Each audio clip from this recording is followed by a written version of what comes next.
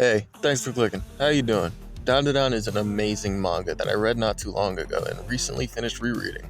I'm all caught up and it feels like hell waiting for the next chapter even though it's releasing as frequent as weekly, every Monday. It's a story about a nerdy guy and a delinquent girl that meet in a very anime-esque way. The nerd is getting picked on and the girl steps in, ignoring all gender stereotypes and says, "Not on my fucking watch." After she steps in to defend the guy, he gets this weird idea that she's into him, or more specifically, the things he likes. The paranormal. He brings up shit like Obama going to Mars, and naturally she tells him to fuck off. But when she realizes his feelings are hurt, she turns around and gives him some consolation. That she doesn't believe in aliens, but she does believe in ghosts. And he calls her fucking retarded. He believes ghosts aren't real, she believes aliens aren't real. This is where it begins. It's like Toaru science versus magic kind of thing. It's addicting.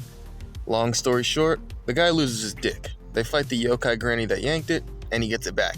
But when he realizes his balls are now gone, they have to go through a long string of alien and yokai battles to get them back. The guy, Ken Takakura, nicknamed Okarun, gets Turbo Granny's cursed power. The girl, Momo Ayase, awakens psychic powers that her hot grandma, you heard that right, hot grandma trained her to use. That's right, this series has hot grandmas. But as the story continues, Momo and Okarun develop as friends. They stop bickering with each other, they even develop feelings for each other. Momo's friends Miko and Kei also start to treat Okarun like a friend. This once loner isn't alone anymore. And that's by far my favorite thing about Dandadan. The people they meet along the journey, in the goal to regain Okarun's ballsack. They meet a girl named Ira, a snarky evil person. She's obsessed with her beauty and popularity and she fucking sucks, man. Like, she sucks. At least, that's what they want you to think. In truth, Ira's just an awkward girl that doesn't know how to express her true self. Her whole life has been about trying to be the best version of her she can be. Even if it's not true to herself, she has to be beautiful. She has to be popular. She has no other choice. Until she meets Momo and Okarun. A lot happens in the acrobatic Silky arc, and it's my second favorite arc in the manga, despite being such an early arc. Momo and Okarun save Ira, and she does still hold a grudge against Momo for dropping a wash basin on her head, and constantly calls her a demon because of her supernatural powers.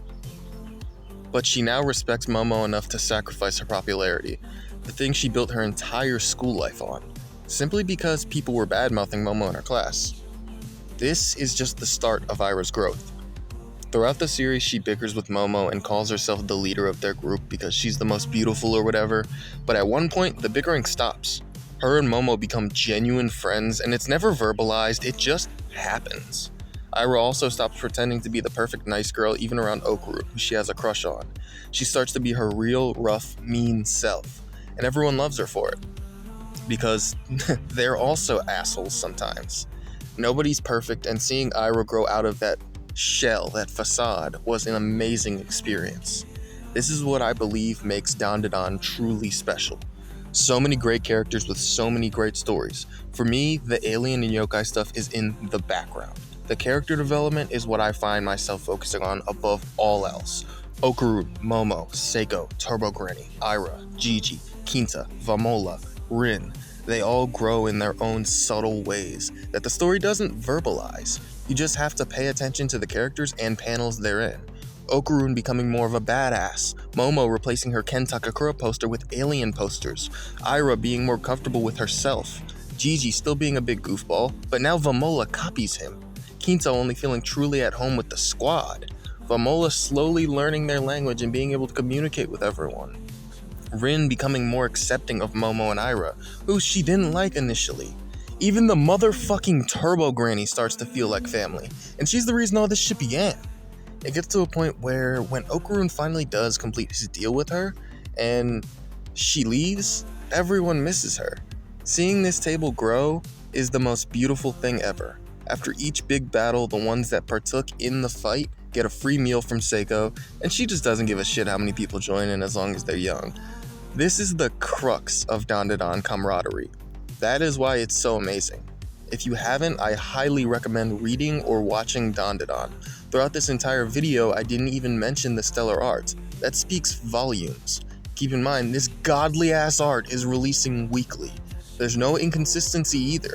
It's always this good. But anyway, until next time, this has been Prachi. See ya.